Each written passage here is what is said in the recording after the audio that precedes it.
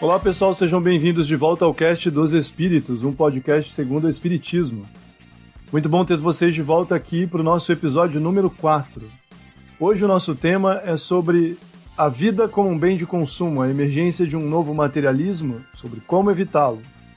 Antes de começar a trabalhar o nosso tema, fazer aquele texto de introdução que já caracteriza aí a nossa atividade, posicionar vocês diante dos questionamentos que a gente quer responder, nós vamos fazer o seguinte, nós vamos nos apresentar para que vocês tenham aí uma ideia de como nós trabalhamos e aonde nós vivemos, ok?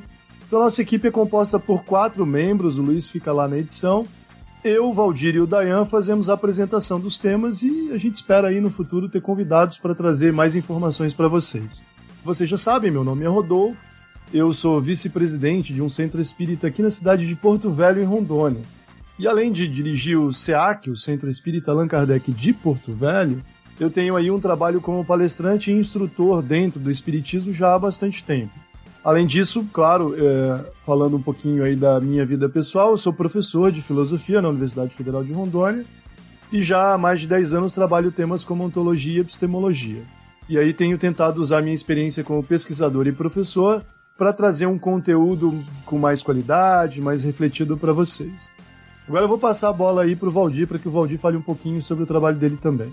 Bom, Rodolfo, eu estudo o Espiritismo já há muito tempo, sou monitor de estudos espíritas nos últimos 15 anos, tanto no Centro Espírita, que o Rodolfo é vice-presidente, quanto numa casa em Campinas, que eu frequentei enquanto morava lá. Eu sou servidor público, um técnico burocrático, e do ponto de vista pessoal, eu, muito ao contrário do Rodolfo, não vejo a menor graça em futebol, então vocês não vão me ver falando sobre isso aqui. Muito bem, né? Vai ter um episódio, só para avisar o pessoal que vai ter um episódio sobre futebol, a gente vai dar um jeito de encaixar isso no cast ainda, deixa só as coisas voltarem aí, o esporte voltar a circular, que a gente vai dar um jeito nisso.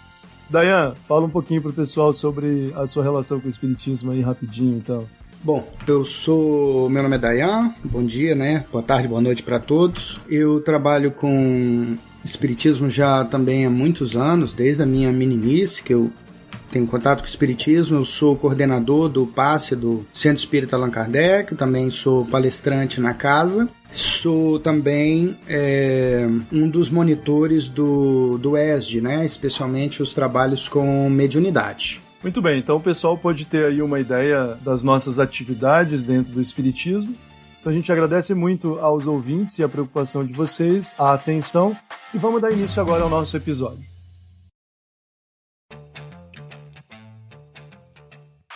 As expectativas de vida nunca foram tão altas neste planeta. O desenvolvimento tecnológico e econômico gerou níveis tão elevados de prosperidade que produziram a melhora dos indicadores de qualidade mesmo nos lugares mais pobres. Apesar de os índices de desigualdade econômica serem muito elevados em todo o mundo, nunca houve tanta disponibilidade de bens básicos e nunca tantas pessoas puderam coexistir ao mesmo tempo em todos os continentes. Esse progresso incentivou, contudo, uma disputa generalizada pelo bem-estar material, colocando-o acima de qualquer preocupação espiritual.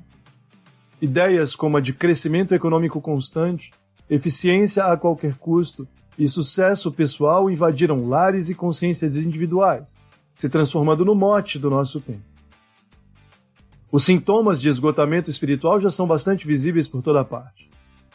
Aprendemos com o Espiritismo que esse erro comum tem origem na sobreposição dos objetivos espirituais da vida por vícios, como o orgulho e o egoísmo, associados à disputa por interesses meramente materiais, também atrelados à preservação e à conservação da existência física.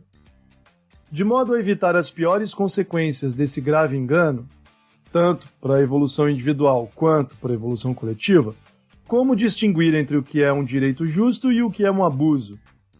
Até onde podemos ir na luta pela preservação dos nossos interesses materiais? Na luta para dar uma vida melhor para as nossas famílias? Como experimentam a vida espiritual aqueles espíritos que desencarnam, profundamente dominados pelo materialismo egoísta mediante o qual viveram? Como entender a felicidade de uma vida boa sem incorrer no erro de materializar as nossas expectativas? Muito bem, como vocês já conhecem o nosso trabalho, nós vamos dividir aí a exposição do episódio em 3 partes principais. Na primeira, nós vamos discutir a teoria geral do espiritismo. Na segunda, nós vamos responder alguns questionamentos sobre a aplicação da teoria. E lá na última parte, a gente vai debater sobre erros comuns ou mal entendidos que fazem parte da cultura do espiritismo. Começando aqui a nossa conversa, a nossa primeira parte, então, vai tratar aqui do tema relativo ao gozo dos bens terrenos e a diferença entre o necessário e o supérfluo. O primeiro a nos ajudar a entender melhor esse assunto vai ser o Valdir. Ele vai fazer referência aqui a algumas perguntas lá do Livro dos Espíritos. Valdir, como diferenciar o necessário e o supérfluo na teoria do espiritismo? Rodolfo, os espíritos estão sempre preocupados com nos ajudar a descobrir o que é mais importante na nossa existência a partir da ideia essencial do espiritismo. Nós somos espíritos, não somos matéria, não somos um corpo que comanda tudo. Se nós temos essa preocupação essencial de que nós somos espíritos, o essencial quando vamos falar de supérfluo e de necessário é uma regra de bom senso. A gente precisa estar sempre atentos à ideia de que, para nós, aquilo que temos em excesso pode estar faltando em algum outro lugar. É claro que não dá para pensar em excesso, supérfluo, necessário, falta, como um elemento absoluto. Nós precisamos refletir nessa ideia como algo muito mais relativo ao momento e ao local em que nós estamos vivendo. É por isso que, quando nós pensamos na Idade Média e nas grandes fomes, ou nos períodos de maior seca em regiões vulneráveis, supérfluo e necessário ganham conotações muito distintas. Especialmente se nós pensarmos na qualidade de vida que alguns povos do norte do planeta têm. Então, pensar em supérfluo e necessário é pensar de forma relativa ao momento e ao local onde nós nos encontramos.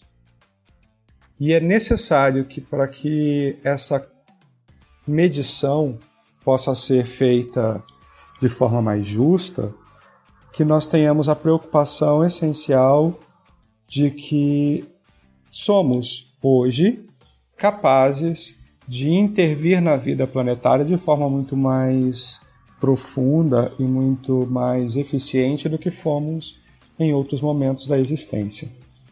É por isso que me parece que a discussão dos espíritos sobre supérfluo e necessário tem bastante a ver com a ideia de que nós precisamos manter um equilíbrio entre aquilo que consumimos e aquilo que somos capazes de produzir.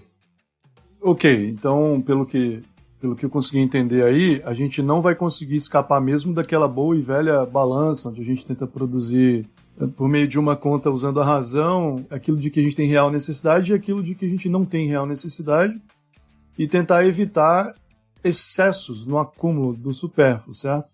É um pouco por aí que a gente vai. Então, isso significa que em regiões diferentes a gente pode ter necessidades diferentes. E isso não é ruim pela teoria do espiritismo. Isso é só um reconhecimento da realidade, certo? Certo, Rodolfo. A ideia de que nós precisamos ter em mente a realidade do momento e do local, como eu disse.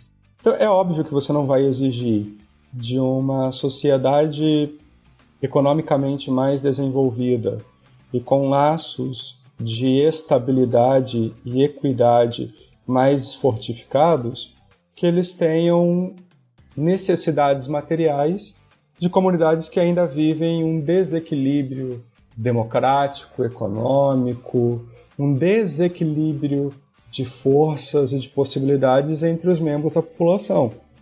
A ideia não é que nós venhamos a equalizar o planeta como uma coisa só. A ideia é que nós consigamos fazer com que as comunidades evoluam a ponto de todos terem acesso ao que nós consideramos necessário naquele instante. Os espíritos, imagino, olham para o planeta Terra mais ou menos como nós olhamos para regiões diferentes. Em cada uma delas nós encontramos necessidades distintas. É claro que a razão, como você trouxe, faz uma diferença muito grande, né? Nós não podemos desconsiderar que a humanidade é uma só, embora estejam em graus de desenvolvimento econômico e social muito distintos. E aqui não dá para deixar de levar em conta que quando os espíritos estão falando de uso, abuso, supérfluo, necessário, é uma lei divina em relação ao uso e ao gozo da matéria. Nós estamos falando sobre a vida encarnados, sobre as relações que nós construímos encarnados. Então é óbvio que nessa conta tem que entrar as dificuldades típicas da vida encarnada. Nesse sentido, então, você acha que cabe aqui na palavra necessário aquilo que a gente tem chamado nas teorias da justiça de bens básicos, né? Então, os espíritos reconhecem que bens básicos são devidos a todo mundo, mas é difícil estabelecer aí limites, porque a gente tem que considerar as diferenças contextuais, né? Isso. Os espíritos são muito claros, eles são textuais em dizer que há uma impossibilidade material de uma riqueza igual para todas as pessoas. Eles dizem, olha, não dá, isso não existe, não vai funcionar, não é assim, não é isso que nós queremos dizer. Nós não queremos que todas as pessoas no planeta tenham exatamente a mesma quantidade de bens e de riquezas. Não é isso, nunca foi. Isso é tolice. O que os espíritos sempre propõem é que nós sejamos capazes de prover, de acordo com o momento em que a humanidade se encontra, acesso a um mínimo. Talvez esse mínimo hoje seja habitação, comida, saúde e vestuário.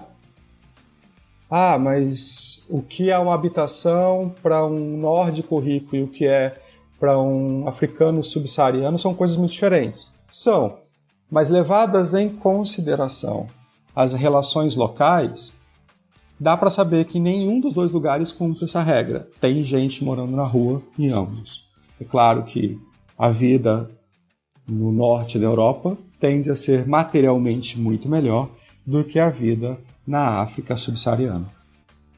Muito bem colocado, Valdir, excelente. E aí eu vou pegar então esse gancho e já pular aqui para o Dayan, perguntar o seguinte, Dayan, o Valdir citou aí a capacidade de alguns países mais desenvolvidos de gerarem riqueza e como aplicam essa riqueza.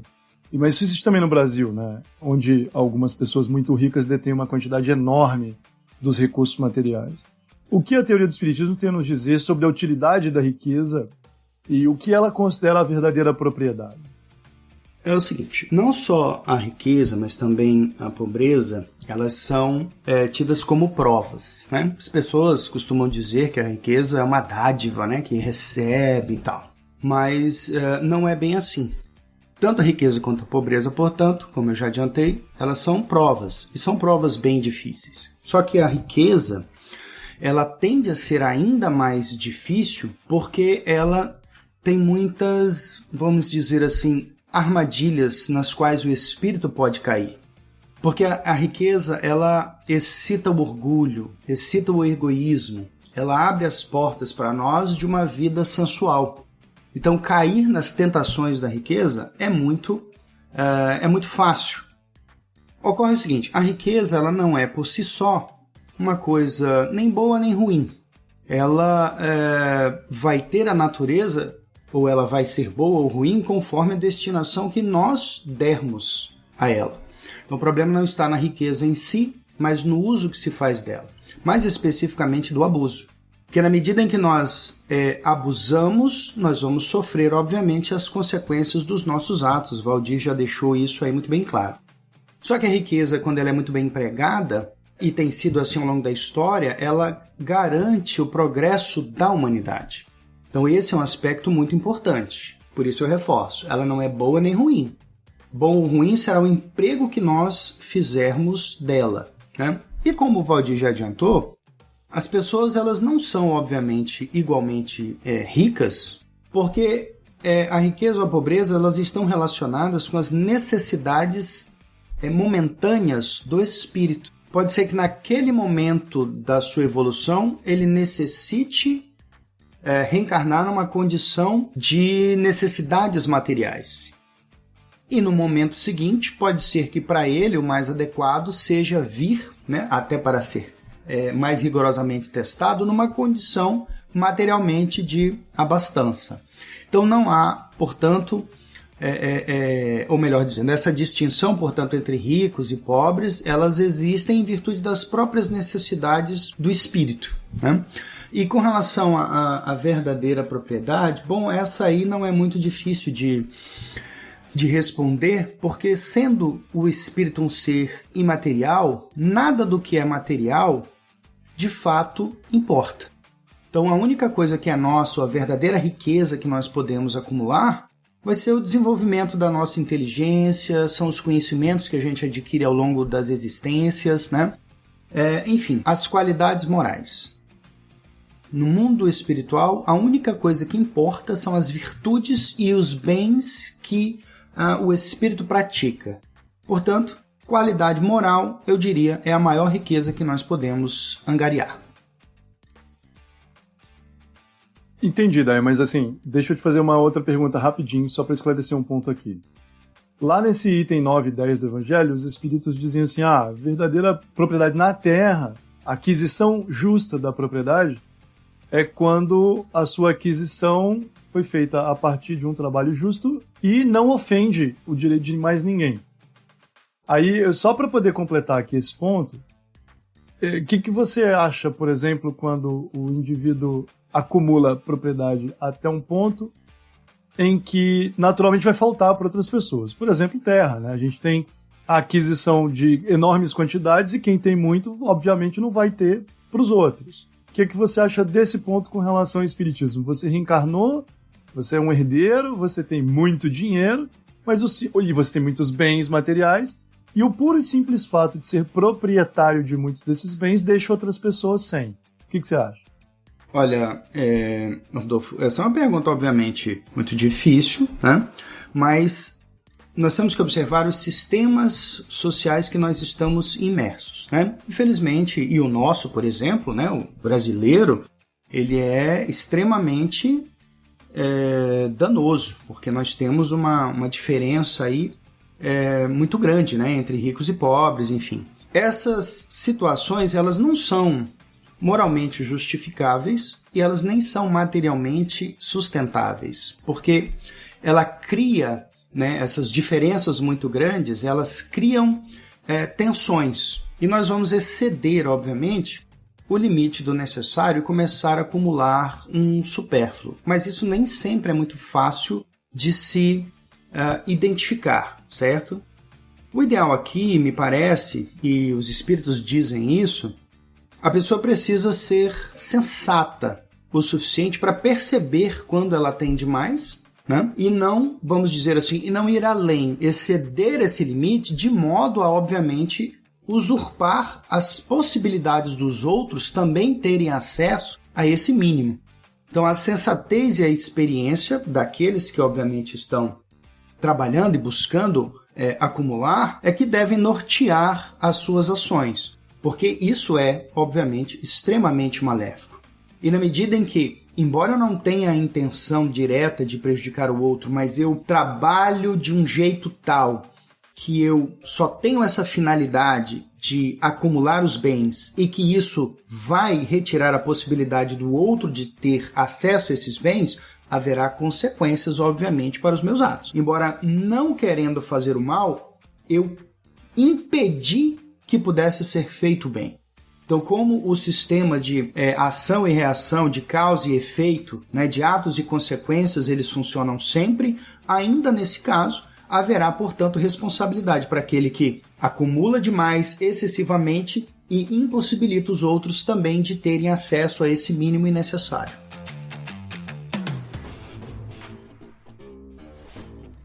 Perfeito, assim, fantástico. Você jogou agora a responsabilidade para o meu lado, né? Porque o nosso próximo item era justamente esse, né? O emprego da riqueza e o desprendimento dos bens terrenos. Só para posicionar aqui o nosso ouvinte, começamos com o Valdir, lá explorando a diferença entre o necessário e o supérfluo no Livro dos Espíritos. Trouxemos o tema da propriedade legítima e agora a gente vai falar sobre o emprego da riqueza lá no Evangelho segundo o Espiritismo, no capítulo 16. Então, se o ouvinte quiser dar uma olhada, vai lá do item 11 ao item 14 na sequência do nosso bate-papo aqui. Então, eu vou estabelecer, para explicar um pouco melhor essa parte, apenas duas premissas, né?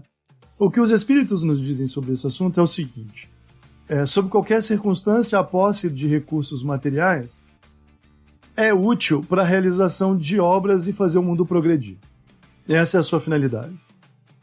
E, como contraponto à posse dos recursos materiais, os espíritos alertam para o seguinte: cuidado, o amor aos bens terrenos, e não apenas a posse, mas o amor aos bens terrenos, é um dos mais fortes entraves ao adiantamento moral e espiritual.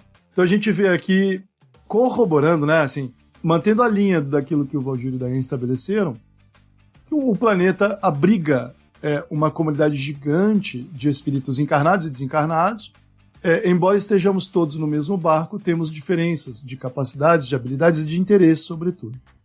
O fato é que, encarnando e desencarnando para cada um de nós vencer desafios que lhes são muito peculiares, experimentamos existências com diferenças, pobres, ricos, sob circunstâncias diferentes. Não importando, no entanto, essas diferenças, os espíritos nos alertam para o seguinte: diz, olha, há muito que aprender passando por experiências distintas. Mas nós temos aqui algumas regras de justiça que, se forem quebradas, vão trazer consequências muito graves para vocês. E aí, além das regras de justiça, nós temos os problemas relativos ao próprio desenvolvimento pessoal do indivíduo que reencarna. Então, o apego excessivo aos bens terrenos é um entrave ao progresso porque estimula o egoísmo e o orgulho.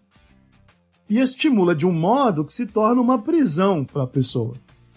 Então, aqueles que, por exemplo, vivem em famílias mais abastadas, que já reencarnaram num ambiente de maior bem-estar, e a palavra bem-estar aqui naquele contexto inglês, né, onde welfare significa ter mesmo excelentes condições de vida, significa a necessidade de superar o desafio de aplicar de forma útil o excedente do recurso. E aplicar de forma útil é aplicar para o desenvolvimento e o progresso individual e coletivo. Eu gostaria de chamar a atenção para uma espécie de análise do contexto. Acho que a gente vem passando aqui por um desafio muito grande, né? Sucessivas ondas de materialismo em razão do progresso da ciência e da tecnologia invadiram aí a nossa história. Eu olho e vejo que a gente tem vivido uma época onde se dar bem, onde a busca pelo bem-estar pessoal vem ultrapassando em muito o interesse em cumprir deveres e obrigações morais e mesmo espirituais. A gente percebe uma geração mais voltada para si mesma. Você vê aí os millennials só querem trabalhar no que eles gostam, só querem estudar o que acham melhor, só querem fazer o que querem, mas nunca saem da casa da mãe nem da casa do pai. Estão sempre demandando, exigindo e não querem contribuir com a coletividade, não querem assumir deveres ou obrigações mais difíceis.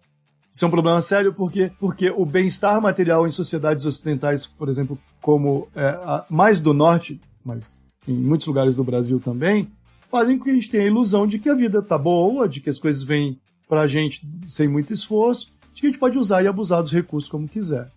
O que o Espiritismo nos mostra que não é verdade. Antes de concluir, eu queria chamar a atenção para o que eu acho que são dois tipos de materialismo. A gente está falando de materialismo, né? Dos perigos que o materialismo representa para a vida do espírito encarnado. Existe o materialismo como crença filosófica, como convicção decorrente da reflexão. O indivíduo foi lá, o indivíduo é cético, é ateu, e ele é um cientista, ou ele... não importa, é uma pessoa comum, mas que é materialista por convicção. Essa pessoa pode ser uma pessoa que se preocupa com a comunidade, que é solidária, que se preocupa com o bem-estar dos outros. E existe um outro materialismo, que eu vou chamar aqui de materialismo por imperfeição moral, onde a pessoa pode ser religiosa, espiritualista, acreditar na vida após a morte, etc., mas ser muito orgulhosa e egoísta a tal ponto em que ela, inclusive, representa o sucesso dela por ser religiosa como um ganho material. Aí eu vou para o paraíso, lá vai ter um jardim, Deus vai me dar bem-estar para sempre, por toda a eternidade. Ou eu sou espírita, eu vou para o mundo espiritual, vai ter uma cidade maravilhosa, eu vou ter um apartamento no 30º andar de um prédio muito bonito feito de cristal. E aqui a gente vê claramente que o problema do materialismo não é um problema apenas da convicção filosófica. É um problema moral. O que fazer para resolver isso? Vou chamar a atenção por um conselho que o Espírito Lacordaire dá lá no Evangelho segundo o Espiritismo, nesse mesmo capítulo 16, item 14. Ele diz o seguinte: a respeito do desprendimento dos bens terrenos, sabei-vos contentar com pouco. Não vos julgueis com direito de dispor do vosso exclusivo proveito daquilo que não passa de um empréstimo e não de uma doação. E isso, esse conselho, diz respeito tanto aos bens materiais de que dispomos, quanto do próprio tempo de existência corporal na Terra.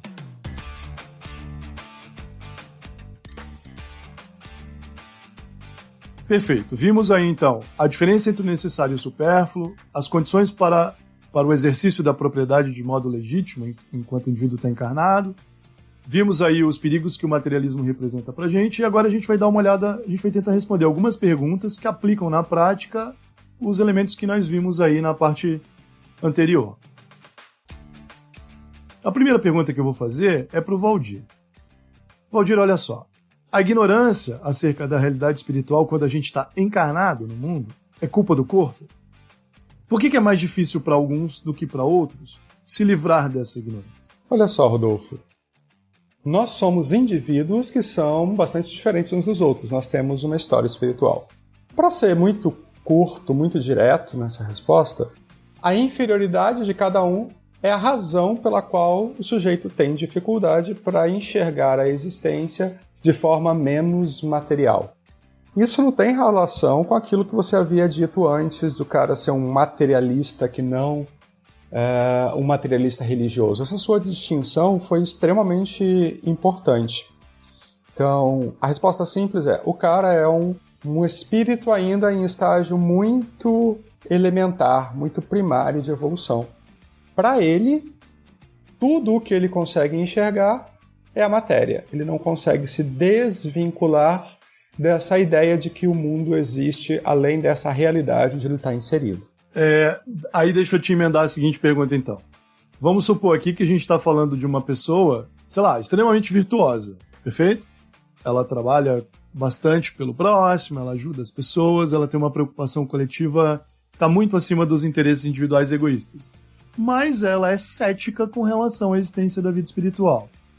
O que tu acha? Essa pessoa, então, por ter virtudes bem desenvolvidas, ela, embora não enxergue ou não conceba a realidade espiritual, a gente deve considerá-la como uma pessoa que está atrasada na sua corrida evolutiva? Não, Rodolfo, porque a ideia essencial da existência material é o desenvolvimento das nossas próprias virtudes. Então, quando eu digo que alguém que tem dificuldade para enxergar a vida espiritual é uma criatura que vive uma inferioridade do ponto de vista espiritual, eu estou me referindo a essas virtudes. O sujeito que, embora seja absolutamente materialista, que não conhece ou que não admite nenhuma possibilidade de vida além desse dia a dia que nós conhecemos, mas que possui virtudes bem elaboradas, que já tem uma caminhada espiritual mais bem sedimentada, quando ele for jogado numa nova realidade, ele vai admiti-la e continuar adiante. A ideia essencial aqui é que o sujeito que mais desenvolve as suas virtudes está mais apto a encarar a realidade diferente na qual ele está inserido. Ele foi capaz de aprender a lidar com outra realidade. O sujeito hoje não admite nenhuma outra realidade, mas o patrimônio espiritual que ele adquiriu, quando ele trocar de realidade, vai lhe ser bastante útil. Então, materialistas solidários estão bem na frente dos religiosos egoístas, né? Se trocando em miúdos. Basicamente, sim. A ideia é que, quando nós pensamos em aprimoramento, nós pensamos em desenvolvimento de virtudes. Ter conhecimento sobre a existência do mundo espiritual em si nunca fez diferença nenhuma para identificar quem é mais evoluído do ponto de vista moral do que quem é menos evoluído do ponto de vista moral. Excelente, Valdir. Aliás, muito esclarecedora as suas respostas. Eu acho que tem muita margem aí para a gente discutir bastante coisa. A gente tem visto como Infelizmente, né, grandes religiões têm causado tanto mal na humanidade, apesar de muitos de seus integrantes fazerem muitos esforços para ir na contramão desse movimento. Pensando justamente nesse conjunto de respostas que você deu, eu vou trazer as suas respostas para um problema que passa da porta para dentro de casa. E vou perguntar para o Dayan o seguinte, né? Dayan, olha só. Na luta diária, como equilibrar a balança do necessário e do supérfluo? Mas, sobretudo, como impedir que o orgulho pessoal e familiar ameace a encarnação? Então, Rodolfo, de certa forma, eu já até adiantei isso na pergunta anterior. Acabei indo além, mas sendo bem específico, né? Como eu já tinha dito lá atrás, é sempre muito difícil identificar esse limite aí entre o supérfluo e o necessário. E os espíritos nos colocam, como eu já havia dito, que a sensatez e a experiência é que vão nos nortear, vão nos orientar nesse caminho aí para tentar diferenciar as coisas. Por quê? Dizem os espíritos que os sensatos, eles intuem esse limite. A pessoa com um pouco de sutileza, observando, ela é capaz de intuir que chega, que ali, daqui para frente, é um excesso desnecessário que ela está perseguindo. Outros pode ser que não tenham essa sensibilidade, mas vão compreender isso através da experiência. Na sua vivência, percebendo o distanciamento, por exemplo, que está havendo entre ela e os demais que cresceram consigo, que estão juntos consigo aí nessa batalha da vida, vai perceber que ela está se distanciando demais materialmente dos outros. E aí seria importante se perguntar se isso realmente é necessário ou não. O que eu quero dizer é o seguinte, como já foi colocado aqui, os excessos, eles vão nos causar sofrimento. Então, perceber se nós estamos saindo daquilo que é necessário e entrar no supérfluo, é importante observar como é que está, portanto, as nossas condições de vida. Se isso está realmente melhorando as nossas condições, se isso tudo está nos fazendo mais felizes ou se nós já estamos sujeitos a algum tipo de sofrimento. Porque é o sofrimento que vai indicar, portanto, que nós estamos num caminho errado. Acho que um exemplo aqui vai bem. A pessoa está, obviamente, legitimamente trabalhando, angariando seus bens, o que é perfeitamente tudo legítimo, normal. Mas chega em algum momento, ela começa a sofrer demais com estresse, com fadiga, dorme pouco, trabalha muito, não se diverte nada. De vez em quando precisa ir a um hospital para receber algum tipo de auxílio, tratamento, se internar, porque a sua saúde está no limite. Bom, está na hora dessa pessoa parar para pensar se aquilo que ela está fazendo é para que ela consiga o necessário para a sua vida ou se ela está atrás de um supérfluo que só está lhe trazendo, portanto, sofrimento. Então esse é o guia, portanto, para nós tentarmos aí nos mantermos na linha entre o que é necessário e o supérfluo. Dayan, eu lembro lá no Evangelho segundo o Espiritismo, os Espíritos chegam a dizer o seguinte, diz, olha, preste atenção, porque na busca por melhorar o bem-estar, por exemplo, da própria família, você vai gastar todas as suas energias acumulando bens materiais, além de perder a vitalidade durante a existência, se adoecer, etc. Presta atenção, porque você pode estar lutando pelo próprio orgulho, mais do que pelo bem-estar legítimo dos filhos, né? Eu acho que esse é um desafio muito grande para a gente lidar, porque não tem sentimento mais natural do que querer proteger aqueles que são parte do nosso grupo familiar, né? Mas manter os olhos abertos para essa realidade é muito difícil, concorda? Sim, sem dúvida, né? O ponto é esse, é que como tudo é muito sutil, nada fica muito às escâncaras, a gente não consegue perceber imediatamente. Então é necessário de vez em quando parar um pouco e fazer umas reflexões para a gente perceber isso. Senão você não vai perceber, vai se meter nessas condições de trabalho e vai simplesmente ter uma vida ruim, infeliz, com a saúde deteriorada muito antes do que seria o desejável, por assim dizer, né? Ou que seria natural. Rodolfo, eu estava aqui pensando no que o Dayan estava falando e me surgiu uma pergunta, uma dúvida, na verdade, que está relacionada àquilo que você falava antes e eu queria te perguntar. Os recursos que a gente tem em mãos eles servem, em tese, para impulsionar o progresso, para ajudar o próximo, enfim.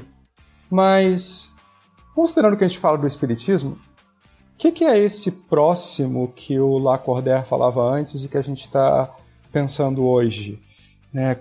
Quem é esse que a gente precisa ajudar e o que é essa ajuda em relação de termos materiais? Bom, Valdir, aí quando você faz uma pergunta dessa e me vem à mente todo aquele histórico de discussões em filosofia moral sobre esse assunto, dá até um pouco de receio, né? Jesus foi muito claro, assim, toda a lei pode ser resumida em amar a Deus sobre todas as coisas e ao próximo como amamos a nós mesmos, né? Só que a partir disso, a partir da regra estabelecida, vem o problema de definir quem é o próximo. Natural que a gente comece por aqueles que estão realmente mais próximos de nós, dentro de casa, na nossa comunidade, e na cidade, enfim, no país. Mas Jesus não estava falando de sangue nem de cultura, ele estava falando do todo universal. Uma determinação moral para que a gente aprenda a se importar com todos e qualquer um, não importa o lugar onde esteja. Muito difícil fazer isso. Eu me lembro de um dilema antigo, né, que é esse, que é o seguinte: olha, eu vou ao cinema com os meus filhos no fim de semana e compro um sorvete. Isso é um supérfluo. É apenas para o prazer. Esse sorvete podia pagar por 5 doses de vacina em algum país muito distante onde as crianças morrem sem acesso nenhum à saúde. Só que o meu sorvete paga o salário do sorveteiro e provavelmente alimenta os filhos dele. Então, você percebe que existe uma cadeia de consequências que não é fácil de medir. Então, o que eu penso, que o Espiritismo tenta deixar claro pra gente, é o seguinte: considerem o fato de que vocês são espíritos imortais mergulhando na matéria para ter experiências provisórias sucessivas. Vão encarnar uma hora aqui, uma hora acolá, uma hora aqui, uma hora acolá, uma hora num contexto, uma hora no outro. Terão mais recursos ou menos recursos. O importante é aumentar a sensibilidade moral.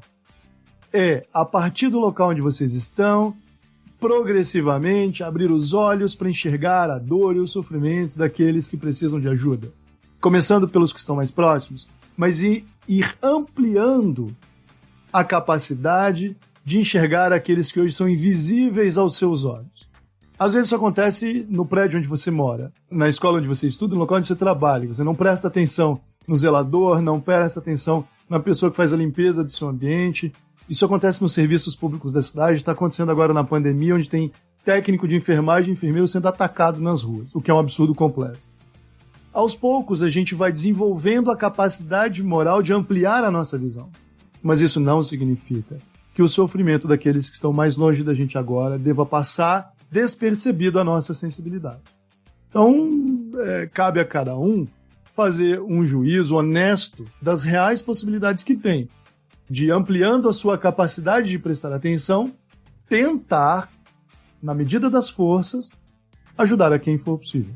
Estava aí falando sobre o custo de vacinas, eu acabei me recordando das propagandas do Médicos Sem Fronteiras, sabe? Eu recebo todos os meses uma cartinha deles dizendo: olha, se você pagar R$10 são tantos kits de luvas, de proteção individual.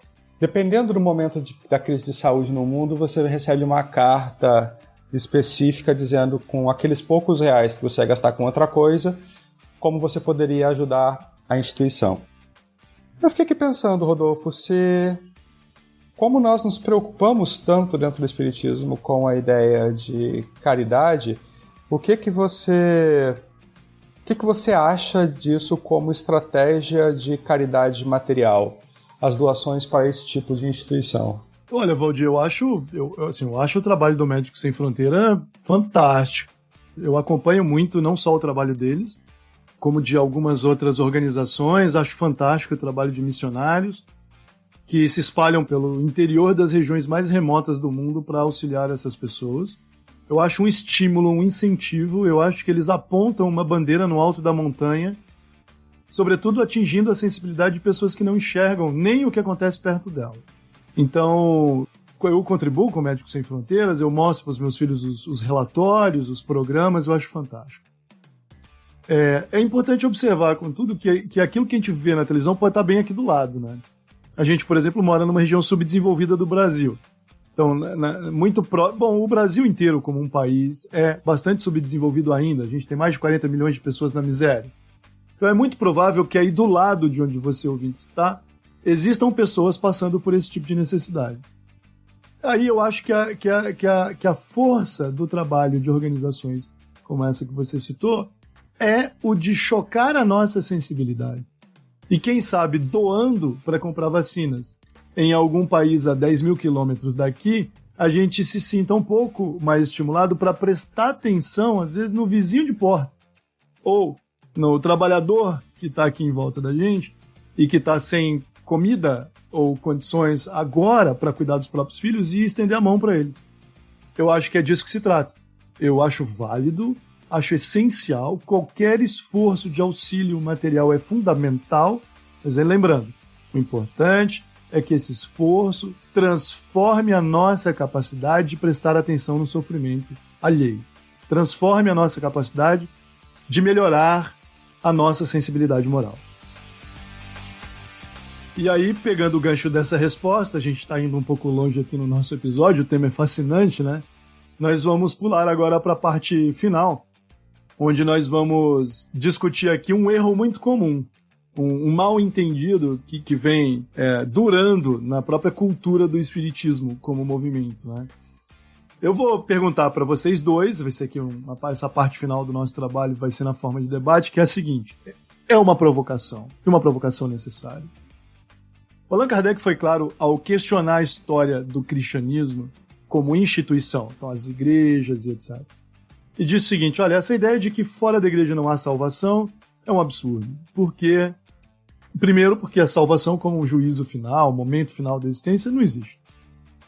Mas em segundo lugar, ela criou a ideia de que a gente tem que dar contribuições ou fazer parte de alguma instituição para que a gente garanta o nosso bem-estar na vida futura. Kardec foi lá e trocou esse slogan por um comando moral que diz o seguinte: fora da caridade não há salvação. Mas a ideia do Kardec me parece ser a ideia de que fora da transformação moral, ou seja, fora da mudança do egoísmo e do orgulho, do individualismo excessivo, para a solidariedade, né, a justiça social e a capacidade de sairmos de dentro de nós mesmos para nos integrarmos a uma verdadeira fraternidade era o mais importante. Mas a minha pergunta para vocês dois é, olhando agora, daqui para trás, a ideia de caridade material não virou uma espécie de nova indulgência? O que vocês acham? Confesso que eu já pensei um pouco sobre isso, Rodolfo, notadamente quando eu mesmo pratico alguma ação, sabe? E aí eu fico pensando, bom, mas e aí, como é que foi isso aqui? Eu fiz um negócio legal para alguém, fiz porque eu quis, fiz de coração e tal. Mas no fundo eu fico pensando se isso não é de fato uma troca, se inconscientemente eu fiz esperando uma recompensa posterior, enfim. Então, eu penso que isso já me incomodou, já me trouxe problemas, né? E em algum momento chegou até a ser um bloqueio de fazer as coisas para os outros. Falar, não vou fazer porque eu estou sempre fazendo, esperando vir algo depois e tal. E não me parece que seja bem assim. Então, a oportunidade de fazer o bem, ela já imediatamente nos traz um alento, né? Os espíritos gostam de usar muito o termo refrigério, mas bem é isso, né? Dá um frescor no coração, assim, sabe? No corpo físico mesmo, quando você, de fato, ajuda alguém querendo ajudar e percebe que essa pessoa estava numa situação tal que aquilo foi essencial. Independente dela agradecer ou não, mas você consegue entender isso. Então me parece que não seria bem adequado dizer, né, que a caridade seria essa nova indulgência. Talvez em certa medida, um egoísta poderia até pensar dessa maneira. Mas eu quero crer que não. Que essas nossas ações, as consequências que delas advêm, elas são sentidas nesse momento, inclusive na própria vida material, que é essa sensação de bem-estar que você sente ao praticar um ato. Isso é um guia muito importante para nós, coisa que não acontecia, obviamente, com as indulgências. Embora já tendo refletido algum tempo sobre isso, eu penso que não, e elas são muito diferentes, especialmente nas consequências, porque esses atos de bondade, esses atos de caridade, a gente já sente na hora. Então, Dayan, eu tenho minhas pequenas irritações com as práticas religiosas. O Rodolfo, você, enfim, quem me conhece, quem convive comigo há bastante tempo, sabe que isso para mim costuma ser um elemento mais sensível, digamos assim. E é claro, as religiões são fruto da cultura, do momento, das pessoas em si, elas não são algo desconectado da realidade. E Jesus foi lá e deu suas lições no Evangelho, falando sobre a importância de auxiliar quem precisa de socorro, falando sobre os samaritanos, sobre como ajudar o próximo. Fez o melhor possível com as parábolas. E o ser humano conseguiu transformar as parábolas numa venda de indulgência alguns séculos depois. Um papel que você compra, dado pelo Papa, que perdoa pecados específicos, que perdoa quantidades de coisas que você ainda vai fazer, já fez, enfim. O ser humano, nós tentamos de alguma forma sempre burlar a lei. A gente tenta viver experiências que nos permitam tomar vantagem. Uma lei de Gerson constante. E é claro, isso é bastante visível quando, por exemplo, você ouve gente no espiritismo dizendo: não, eu vou todo final de semana para a periferia fazer sopa porque eu lidei muito mal com a riqueza na encarnação passada. Nas entrelinhas, o que a criatura está dizendo basicamente é: olha, eu tenho que pagar o pecado que eu fiz antes. Ou então o sujeito se dedica a uma atividade específica durante a semana para cuidar de pessoas em situação de rua, e aí ele vira para você no meio de uma passagem ou outra disso e diz: olha, estou fazendo isso porque Deus me livre de ser pobre desse jeito. Nós temos essa propensão à materialização dos atos. O Rodolfo dizia algo muito importante: nós temos que prestar atenção no sofrimento alheio. E nós precisamos ser, de alguma forma, sensíveis a esse sofrimento. Nós precisamos fazer algum tipo de cuidado, porque na relação com o outro é que nós crescemos. A nossa preocupação deveria ser essencialmente o que o outro está sofrendo e não aquilo que eu vou ter de bom como fruto daquilo que eu fiz para alguém. Não sei, me irrita um tanto quando as pessoas pensam em caridade como essa troca, como se nós pudéssemos negociar com a divindade, sabe, Dayan? Valdir, olha só, conforme você colocou, a grande diferença da indulgência, né, estaria nessas consequências. É isso que me chama muito a atenção, porque veja bem, não adianta, antes nós comprávamos papéis para sermos salvos dos nossos pecados. Hoje esse papel estaria afeito à caridade. Mas a questão é a seguinte: do ponto de vista do Espiritismo, não basta o simples ato material de dar algo. A caridade que se faz material, ela tem pouco valor, ela tem pouca serventia e provavelmente efeito nenhum, apenas no mundo material. Você não acha que isso seria essa grande diferença? Porque ela não tem efeito. Se eu pratico o ato material só e tão somente, sem de fato querer buscar ajudar ao próximo, ela pode até produzir algum efeito material, ok, mas aquele efeito que as indulgências prometiam ter, que era no mundo, no céu, enfim, na outra vida, não tem efeito nenhum. A caridade, ela também não vai ter, porque eu estou me enganando, ou eu estou errado? Não está errado não, Dayan. E olha, a literatura espírita, né, os romances em geral, contam uma quantidade imensa de casos de gente que achou que podia negociar com Deus, que podia comprar um terreno numa colônia espiritual, numa casa com um lindo jardim, porque passou 40 anos da vida fazendo alguma coisa de material pelos outros. Veja, essa pessoa, quando desencarnou, recebeu socorro, porque todos aqueles que ela ajudou materialmente receberam uma espécie de socorro material, um auxílio, uma ajuda, enfim. E essas pessoas colocaram em movimento uma quantidade muito grande de outros espíritos que têm por elas afeição. E é claro, se alguém ajuda o teu filho, uma pessoa que você ama, quando essa criatura está em necessidade, você vai querer ajudar aquele que te ajudou. Então, óbvio, o sujeito que passou a vida inteira, 40, 50, 60 anos, construindo uma relação de troca com Deus para chegar no mundo espiritual e estar melhor, vai ter lá um monte de gente que ele ajudou, que vão querer ajudá-lo como contrapartida.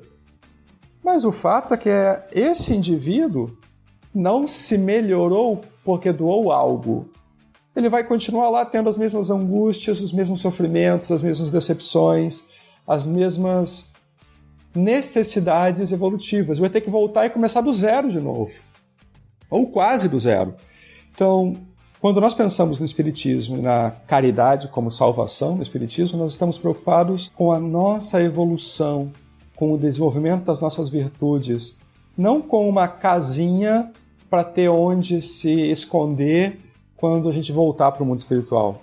Nunca foi essa a pretensão de Jesus. Jesus quer que nós sejamos melhores, porque sendo melhores, tendo mais virtudes, nós somos mais felizes. Eu acho que a felicidade é um rumo, certo, Rodolfo? Eu acho que, inclusive, é a chave, né? Os Espíritos dizem lá no Livro dos Espíritos que é a posse do necessário, é a confiança, a fé na vida futura, uma consciência limpa, são requisitos básicos para a felicidade, né? Então, eu vou fazer só 2 observações aqui para encerrar, lembrando o seguinte, eu nem creio que tenha sido a intenção do Dayan quando fez uma observação sobre os efeitos da caridade material, muito menos do Valdir. Quer dizer, o Valdir deixou bem claro isso, inclusive, a ajuda material importa sim, né? Assim, quem recebe se beneficia e progride. As vacinas para as crianças que não têm, que são pagas com dinheiro do doador indiferente, vão ajudar essa criança a ter uma vida menos difícil, perfeito?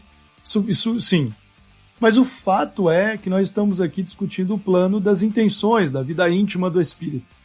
Então, o problema com a caridade material é que ela, com o tempo, ela se transformou num elemento da cultura e passou a ser até, em certo sentido, manufaturada, industrializada, né? Então, é um erro da cultura do espiritismo, por exemplo, brasileiro, né? Que alguns de nós ainda cometemos muito, infelizmente. Então, o problema aqui é de revisar, de não deixar de revisar a ótica. Veja o que aconteceu, por exemplo, com Lutero e com a Reforma Protestante a partir de Lutero. Olha, a igreja está errada, vende a salvação com base no dinheiro, ninguém pode garantir a vontade de Deus, a vontade de Deus é um mistério, ninguém pode controlá-la, basta ter fé e esperar pelo juízo da salvação. Chama justificação pela fé ou solifideísmo. Porém, como nós sabemos hoje, né,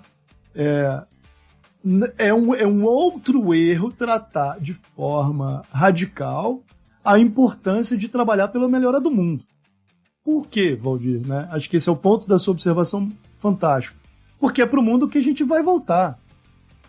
Provavelmente muitos de nós estamos cometendo o erro de representar materialmente a felicidade espiritual. Eu vou para uma cidade assim, vou para uma cidade assado, tem vida em outros planetas. A gente provavelmente vai voltar para cá, para a vizinhança de onde a gente saiu. Se nós não contribuirmos para o progresso real e efetivo da comunidade, das pessoas com quem nós vivemos, o nosso futuro será sombrio porque nós não investimos onde deveríamos, né? Que é na transformação moral do indivíduo que nós somos e da coletividade que está aqui em volta da gente. Então, um erro grave projetar o futuro como se fosse futuro, assim, vamos viver na Finlândia no mundo espiritual, né? Na Dinamarca do mundo espiritual. Para terminar, eu me lembro de um dirigente de um centro há muitos anos, enfim. Ele trabalhou muito, construiu uma instituição maravilhosa, era um fantástico engenheiro, um cara muito bem sucedido. E ele tinha por hábito dizer isso, né? olha, tô dando um duro agora porque vou ver se eu fico 300 anos sem reencarnar. Eu não sei se ele falava sério, mas enfim, representa bem o que a gente está dizendo, né? Se tem um conselho para dar para o simpatizante, para aquela pessoa que está iniciando no espiritismo, esqueça. Sim, existem esferas celestiais por aí, existe vida em outros lugares que é maravilhosa, mas Jesus não estava nos recomendando prestar atenção na vida em outros lugares. O que ele queria é que a gente sacudisse a poeira e caminhasse pelas vias tortuosas do mundo que é o nosso, tentando melhorá-lo. Eu acho que esse é o ponto que mais importa. Perfeito?